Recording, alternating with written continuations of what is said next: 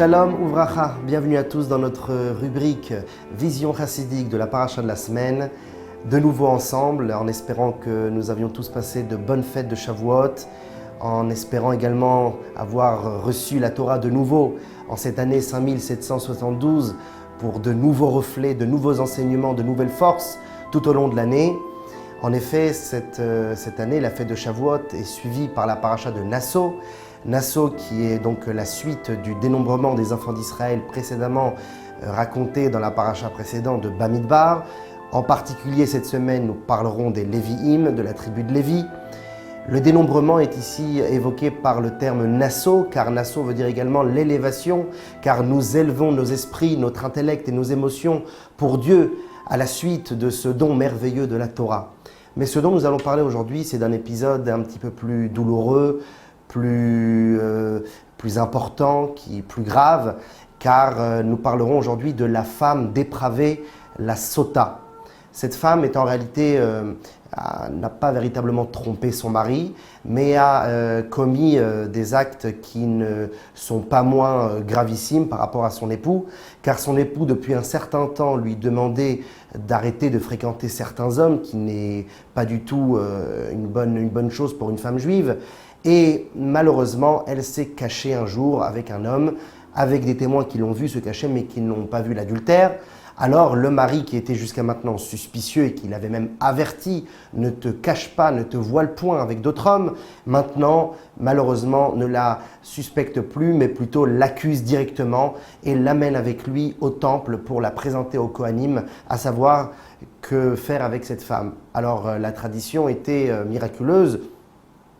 Tout d'abord, le mari offrait une offrande de pain, de farine d'orge pour le Kohen.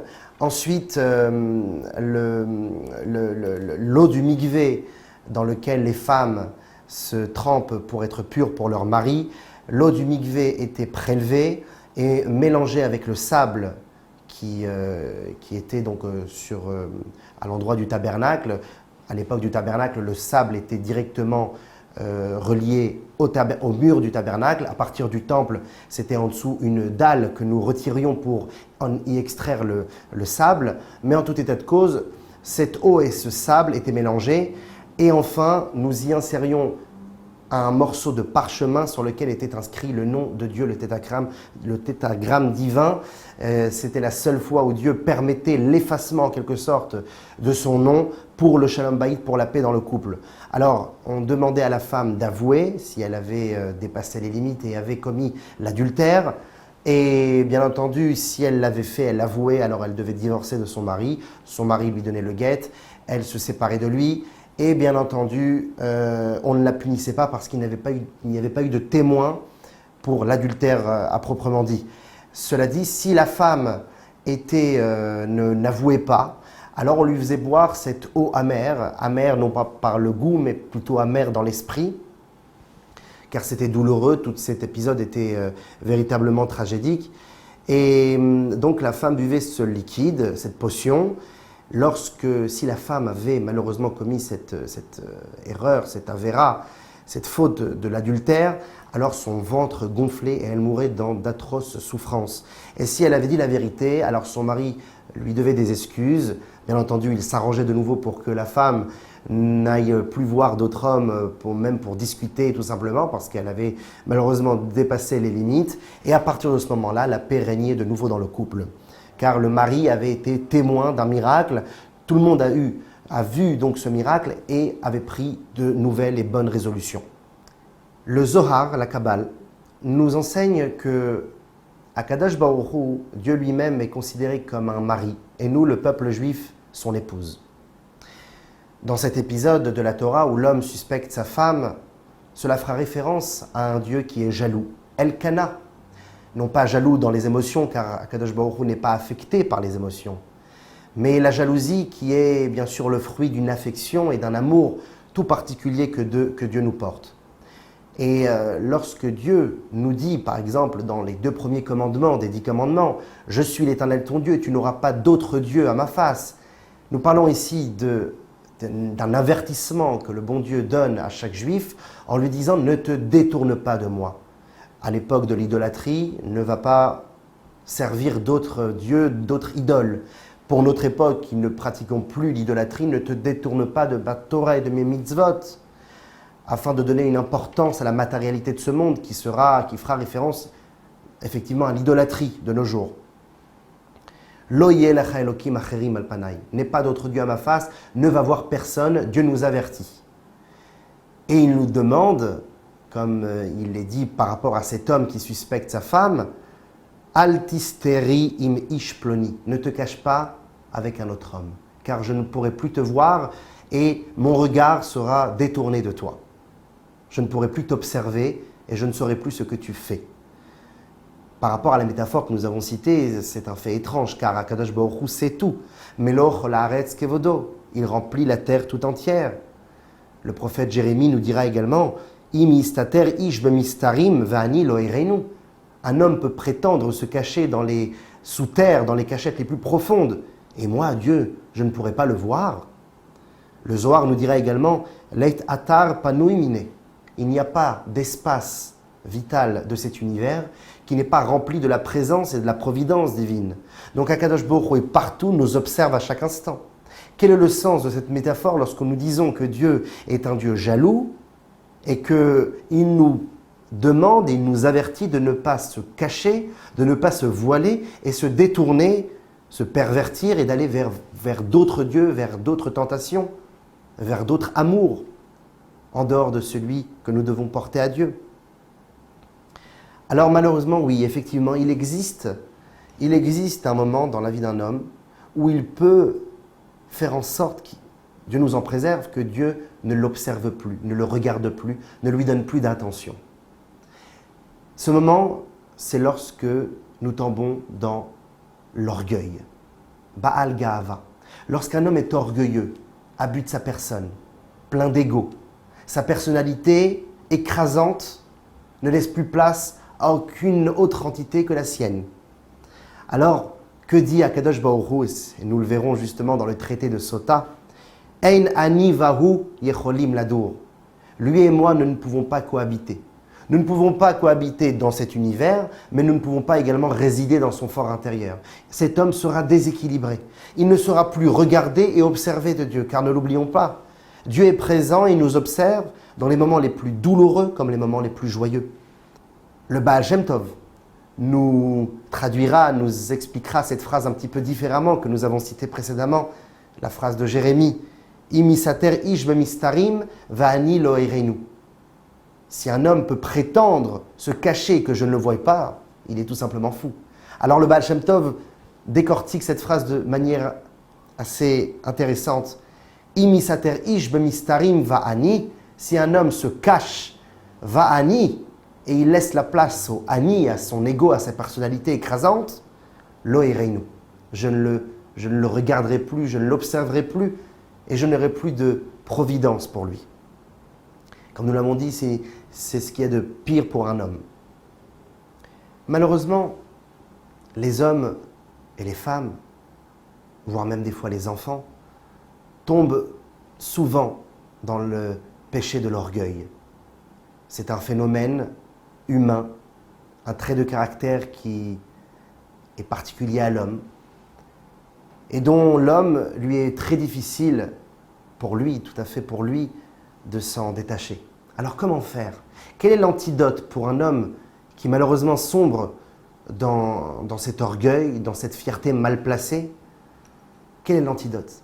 Alors de la même manière que nous avons émis cette métaphore de Dieu et de l'homme, par rapport à l'homme suspicieux et de sa femme pervers, alors nous devons également trouver cette explication dans justement les textes de la Torah et le récit de cette femme pervertie et de son homme suspicieux. Le traité de Sanhédrin, dans le Talmud de Jérusalem, chapitre 8, loi 6, nous dit qu'un homme a la possibilité d'annuler son accusation et sa suspicion avant de tester la femme, avant que les prêtres testent la femme avec les eaux amères de Sota. Eh bien, un homme a la possibilité de revenir en arrière. Mais il y a une condition. La condition, elle est simple. Si les lettres du nom de Dieu se sont détachés, se sont effacés et se sont donc étalés, répartis dans le liquide, dans l'eau, et que le parchemin a été donc effacé, alors l'homme ne peut pas revenir en arrière. Cependant, si les lettres sont encore inscrites sur le parchemin et que l'encre ne s'est pas encore effacée, alors effectivement l'homme pourra revenir en arrière et annuler l'accusation envers sa femme. Analysons l'écriture et son effacement. Lorsque l'on écrit quelque chose sur un parchemin et que cela s'efface trop rapidement, c'est que peut-être nous n'avons pas émis assez de volonté, assez d'imprégnation, que l'encre n'était pas assez adéquate au parchemin, que le parchemin n'était pas assez frais. Il y a toutes sortes de phénomènes qui amèneront que nous n'avons pas émis assez de profondeur afin que l'écriture reste attachée au parchemin pour l'éternité, en tout cas pour une longue durée. La meilleure manière de le faire, ça serait plutôt de graver les lettres dans la pierre.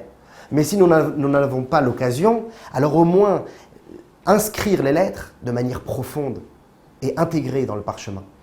Si malheureusement un homme ne pratique pas Torah et Mitzvot profondément, lorsque l'on parle de profondeur ici, c'est-à-dire d'exprimer son étude, non seulement comme une théorie, mais comme une pratique réelle, un changement et une évolution personnelle, une élévation dans chaque effet de la nature et dans tous ses traits de caractère, jusqu'aux plus infimes fibres de son corps. Lorsqu'un homme se travaille jusqu'à imprégner sa personnalité, alors il ressemblera à ce parchemin qui a été imprégné par l'encre. Et lorsque l'encre est imprégnée dans le parchemin, cette encre ne peut pas s'y détacher facilement. Et à ce moment-là, l'homme pourra revenir en arrière et annuler son accusation. De la même manière, si nous malheureusement tombons dans ce trait de caractère négatif qui est l'orgueil, nous pouvons y remédier avec une imprégnation de Torah et de Mitzvot. Car lorsqu'un homme est imprégné de Torah et que cette Torah ne reste pas qu'une gymnastique d'esprit ou une philosophie mathématique, une pure théorie, mais qu'il imprègne sa personnalité de cette étude, alors il fera en sorte que cet orgueil, qui est un trait de caractère propre à lui, deviendra une fierté positive. Une fierté de sage qui veut acquérir la sagesse et qui est prêt, avec des convictions profondes, à aller jusqu'au bout pour y arriver. Et pour cela, nous sommes obligés d'émettre une sorte de fierté et d'une force, une conviction, comme nous l'avons dit. L'orgueil se transforme en conviction et en fierté positive. Cela se fait seulement lorsque la Torah nous imprègne. Mais si, chas v'shalom, la Torah ne nous a pas imprégnés et qu'en plus de cela nous sommes orgueilleux, alors nous devenons comme cette sota, cette fameuse femme qui a trompé, qui s'est écartée, qui a dérivé du bon chemin. L'expiation pour cela, c'était, comme faisait son mari, apporter une offrande. Cette offrande était tout à fait unique. C'était la seule fois où on amenait de l'offrande sans huile, sans encens. L'encens qui fera référence à l'intelligence, l'huile qui fera référence à la profondeur, à la lumière. Non, une offrande de farine sèche, et pas n'importe quelle farine, mais celle d'orge, qui est un aliment donné aux animaux. Pour nous dire que, afin de briser cet orgueil et d'arriver à ce niveau d'imprégner la Torah en nous, il faut savoir se soumettre, il faut savoir se briser, il faut savoir prendre des coups. En ani el abedat. Un homme pauvre atteint le summum de la pauvreté lorsqu'il devient pauvre d'esprit. Et ici, l'homme qui atteint ce degré d'orgueil et qui ne laisse même plus la Torah s'imprégner en lui, la bonne moralité qui en découle ne le touchera pas du tout. Ça sera purement de l'étude. Alors malheureusement, il faudra arriver à une brisure de farine d'orge, ma'achal behema, aliment d'animal, qui justement est arrivé lui-même à ce niveau d'animal, qui ne laisse plus de place autour de lui que sa propre personnalité. Bien entendu, b'makom sheba'al tshuva omdim, afilu tzadikim gmurim einam yecholim la'amod. Lorsqu'un repenti est vraiment revenu vers Dieu, Alors même un tzaddik amour, un juste parfait ne peut pas se tenir à côté de lui. Nous pouvons tous revenir. Mais en tout état de cause, il faut savoir le briser. Shabbat Shalom et à la semaine prochaine.